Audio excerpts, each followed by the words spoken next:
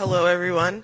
My name is Amber Viola, and I am a Navy veteran. I did a few deployments on the Abraham Lincoln. We actually had the longest deployment on record, and then I believe it was like the Ford who broke that, and they recently just broke that because they did over 300 days straight out to sea.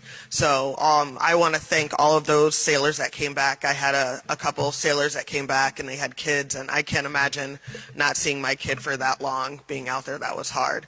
So when I left the Navy, I was a naval military training instructor, and I learned so much being an instructor, reading through instructions, poring over documents, writing my own instructions, and just seeing how the inner workings of the military worked. And I learned that so many things we needed women for, for hair regulations, for maternity regulations. When I was pregnant with my daughter, I was the first person that my whole chain of command had ever had pregnant and that had ever had a woman.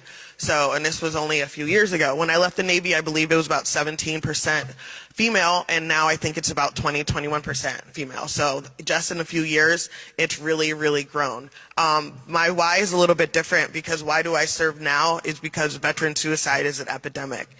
And a lot of us all came back from our deployments, but now a lot of us are not here anymore. Because once we came back, we were broken.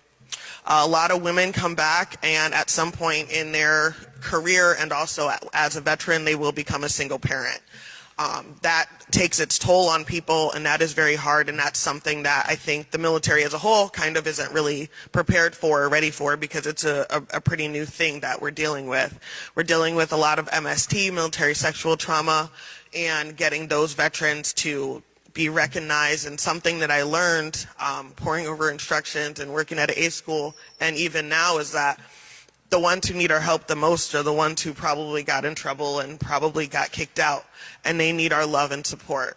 When women are assaulted, a lot of times they turn to drugs and alcohol, gain weight so that they get kicked out, maybe consciously, maybe unconsciously. And those veterans are the ones that I'm serving right now, and those are the ones that need help right now. And so I just want you guys to think about the veterans that you know and the people that are here, and maybe they look like they're doing great, but veterans are struggling. And they say that, the DOD put out a study that said that veteran suicide went down from 22 a day to maybe 19 to 20.